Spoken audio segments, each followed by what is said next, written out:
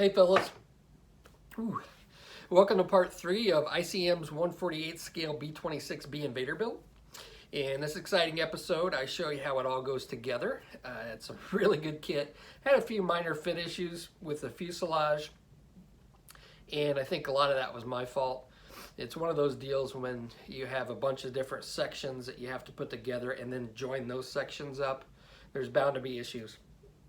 It was a little more difficult, I think, because I'm closing up the landing gear bays, which this kit isn't engineered for that. So there were a couple issues that I had to do a little bit of spilling and sanding, but you know, if you're putting it on its gear, I'm guessing that you have a little bit better luck with that with it than I have. But overall, really good kit. The plastic is something that I've never had before in a kit. It's real soft and easy to sand. I mean, it doesn't take much to sand this plastic. So I really like the plastic, never had anything like it. So anyway, I got the stand started, and in part 4 we will be painting, and I am really going to weather it. And so let's get on with the video. Okay, one thing that I have to show with this kit, and I have never seen this before, and this is always a pain in the butt, is putting on the exhaust on these radial engines. And I'll tell you what, ICM has really done a heck of a job, and I want to show you how they do this. So as you can see, I've already got these on. Now the exhaust leaves a lot to be desired. There's no holes, and I'm not going to go through and drill all those holes. I don't know how much of that you're going to see anyway, so I may be doing this all for naught. But what ICM has done is they've given you a little jig,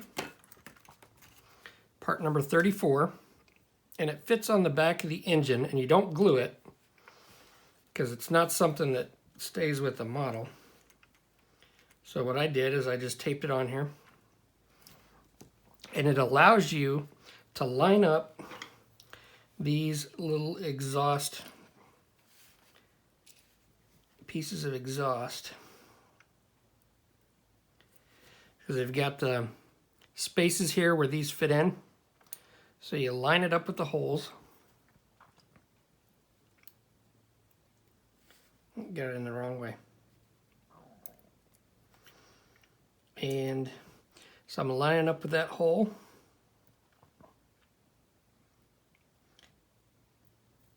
And the little nubs on the part of the exhaust that meets up with the engine probably needs trimmed, but you're not going to see any of this anyway because it's going to be covered with the engine cowling. So you just line it up just like that and then let it dry, and it is good to go. Really ingenious, and I wish more companies would do this. I mean, I'm not really concerned about how it looks at the engine, because I'll show you here in a minute how much of the engine you're actually going to see. So I'm just going to take my extra thin, put it on the parts of the engine, and again, I'm not gluing the jig. That's just to align it, just like that. Now, this one's already done, and I'll show you how much of this engine you're actually going to see. So you don't really have to go and spend a lot of time detailing this in here, because you're not going to see it unless you have the engine cowling off. In this case, I'm not. So this just slides in here like this. So that's how much of the engine you're going to see. Not much. So all this stuff back here, I'll probably just end up painting it black, and then this will fit on the engine nacelle. And you can see it's got the little teardrop and a little teardrop here. And this will go on just like so. So I am pretty impressed with how they did this. Very impressed. So I'm going to get on with this and see you in a bit.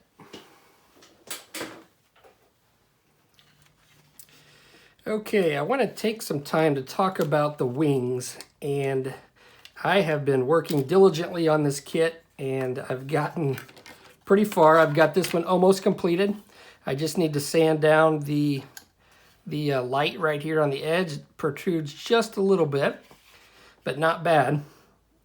Before I get into it, you'll notice I've got a bunch of holes drilled and some magnets. What I'm going to use for tanks, the kit does come with some tanks and some bombs and some guns that can be put on the bottom of the wing. However, I'm going to model this after a picture of the actual plane. And in the picture, it shows a tank somewhat like this. So I'm going to put this on here, and I'm just going to magnetize it. Now, the owner's sending me other tanks, and we'll see what he sends me, but I'm pretty sure they're probably exactly like this. And these are from a 1/48 scale P61. So these looked comparable to what was in the picture, so we're going to use these or the ones he sent me if they look a little better. And he's sending me some rockets. So I'm going to attach some rockets. I don't exactly know what all is going to come with the rockets, if they're going to have mounts with them or not. So I'll have to figure out a way to mount them, and I'm not sure how. But as far as the wing going together, it was a beautiful fit. Now on the engine nacelles, I did have a few issues because I am closing up the gear bay, and it wasn't quite as easy as some, but it really wasn't that bad. Now, I've had, just on a side note, I had a guy one time tell me that I don't put landing gear on my plane because I'm lazy. Well, he doesn't understand what kind of work it goes into closing up landing gear bays, especially when the kit's not meant for it. And this one isn't meant to have its landing gear bay closed. So, but I took care of it. I got some epoxy in there to make sure everything's nice and solid, so nothing gets squished and breaks apart. But these went together pretty well, other than the little fiddliness with the landing gear bay. This nose section here that it's right behind the engine went on perfectly. I mean, there's just, you can't ask for a better fit than that. So those worked out great. Now I'll show you.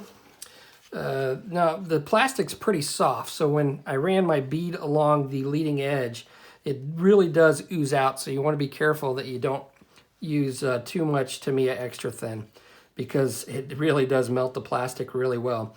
But a plus side is that, you know, when you squish it, it oozes out, so you don't have to really use filler. There are only a couple little spots where I had to come in here and use a little bit of filler, and that's it. I mean, they went together really well. You just got to take your time with it. The flaps and ailerons, these were 2 pieces, but you don't need to do any sanding because the join is not down here like you see on a lot of planes. It's right along the middle. So you basically put it together, run your bead through, and presto, that's it. And then right along the top, but you're not going to see that because it's up here. So really good engineering as far as that's concerned. And these fit in perfectly. So let me just show you how easily they go in. There we go. And look at that fit. Oh my God, that's beautiful. So no problems there. This is one piece, and it just goes in like so. Another beautiful fit. And then this inside part goes in here. And this one won't stay in by itself unless you glue it. But I am going to glue all of them, just like I've got this one glued.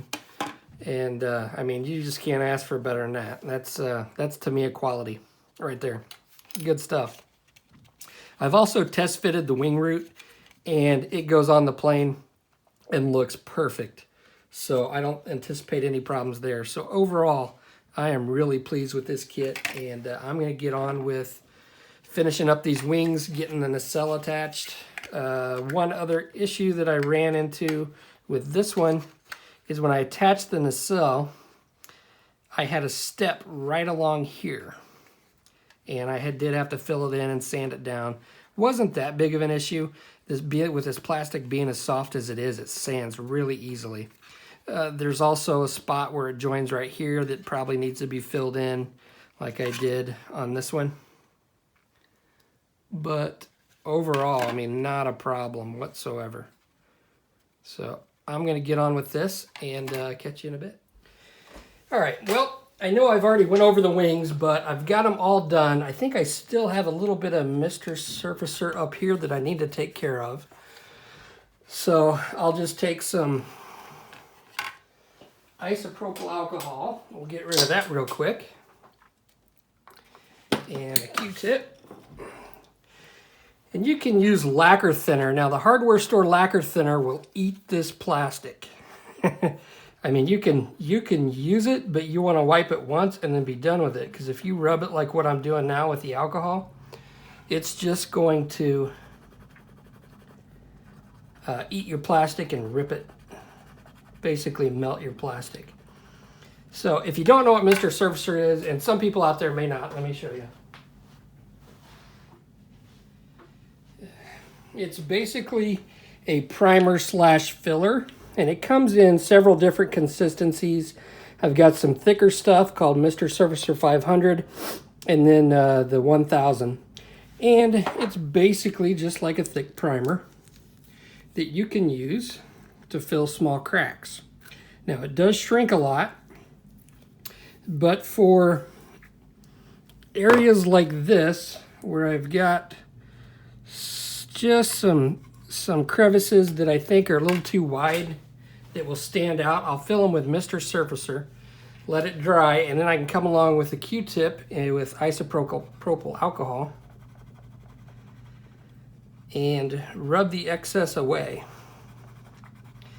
And what's left is the Mr. Surfacer in the seam. Now I've seen people use this on bigger seams. I don't really like it for that. I rarely use it. But in spots like this where I really don't want to, it's really not enough to putty.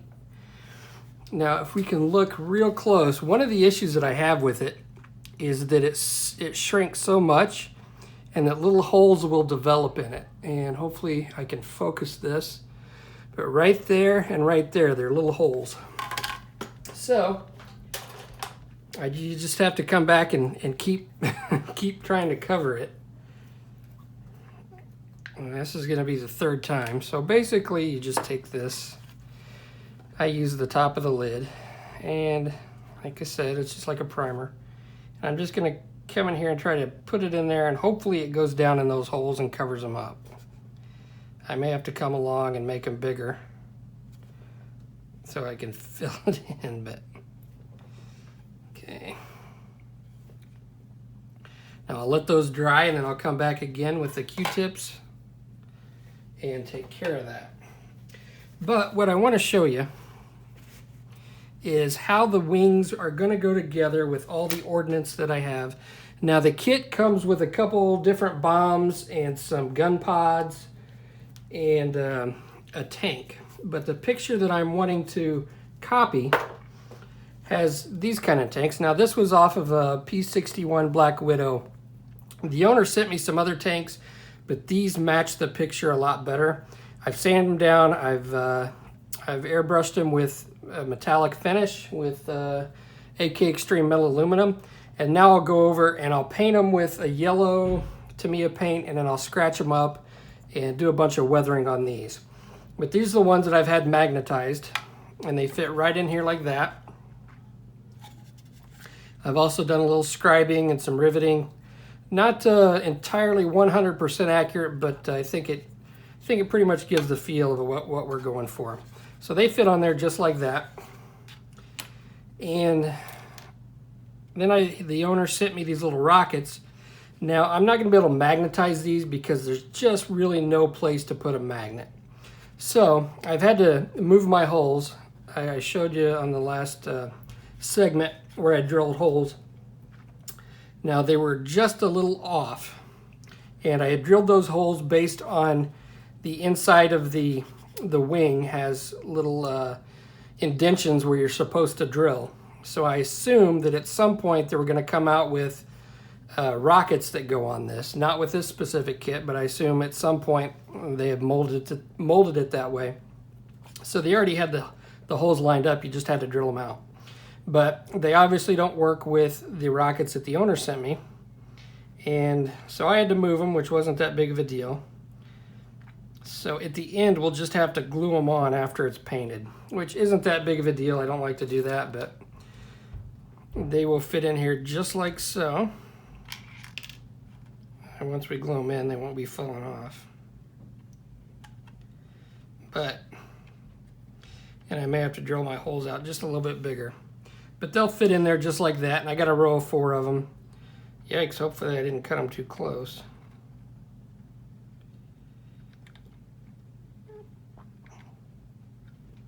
No, they'll be fine. So they'll fit in there just like so, and we'll have a row of 4 of them, and I think it'll look really cool. So that's for the wings. Now for the engines, I went ahead and painted the engines up, and I didn't paint any of this on the back side. I just painted the front basically. And they mount up just like so. And these little cowling pieces, they come in 4 different sections, and you can glue them right onto this little engine piece, this little framing. So what I plan to do is put this on after I get it painted, so that way I don't have to mask this up. I can go ahead and paint this without having to worry about getting paint all over my engine. And then I can also paint this without having to mask anything up. It fits in here just like so.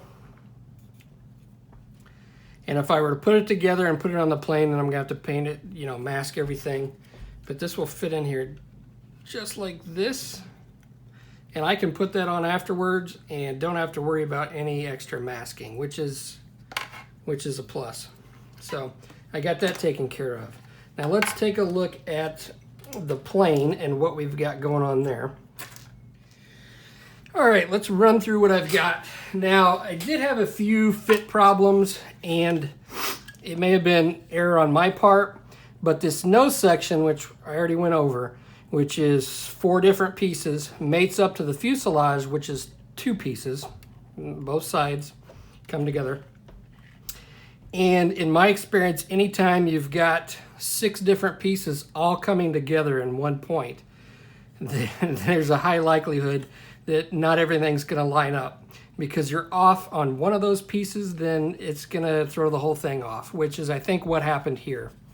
Now, I did have to close the front landing gear bay up, which it's not engineered to be closed.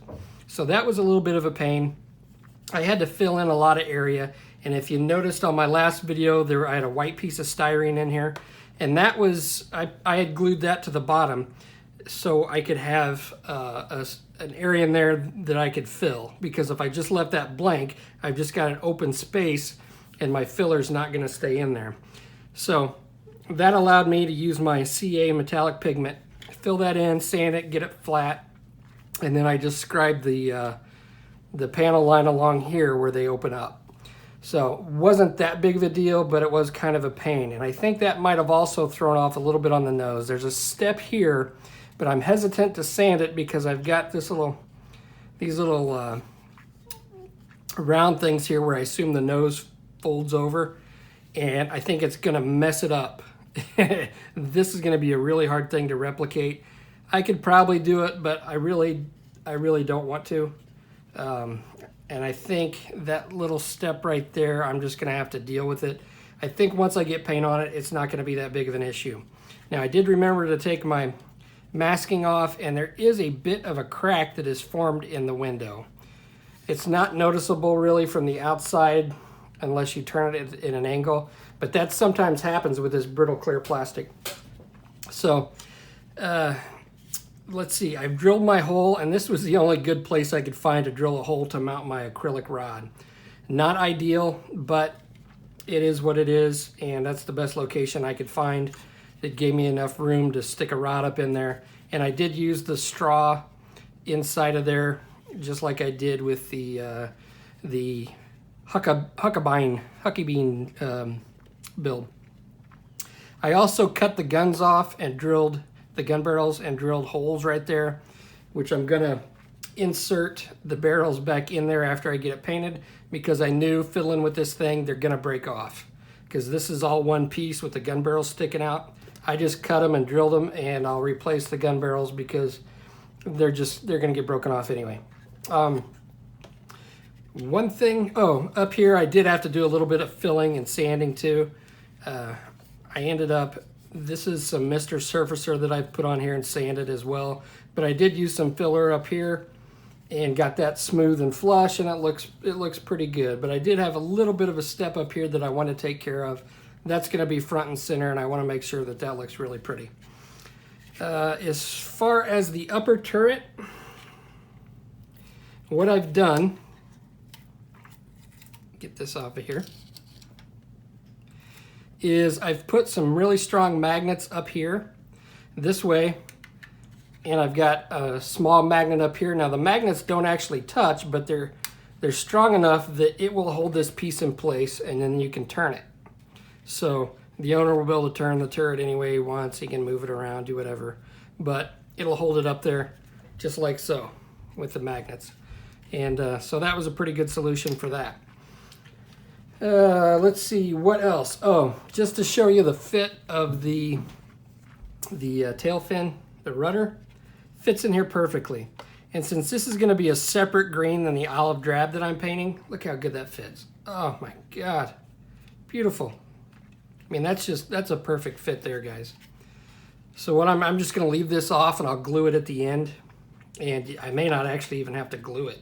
I mean, it'll fit in there and stay. So I could probably do without gluing it. I like to glue as much together as I can before I paint, because when you go to glue it after you paint, you have to scrape away the paint, and the glue, the Tamiya extra thin, just makes the paint run.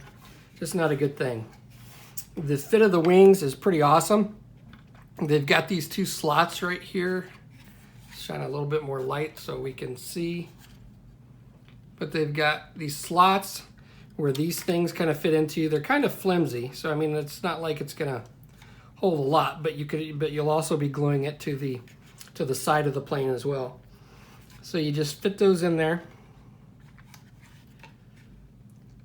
and it's a little snug. Let's see if I got it in there correctly. Okay, and that's a pretty good wing join right there. You do have to push on it a little bit, but once you get that glued, that's a pretty nice join. So hopefully that will glue up real nice. So what I plan on doing is running some extra thin down these rails, plugging it in,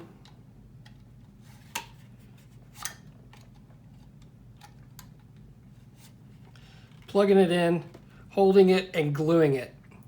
And one of the things you don't want to do after you glue this, I don't want to run a bead like here and then press real hard, because then stuff's going to gush out and it's just going to look horrible. It's going to ruin the seam.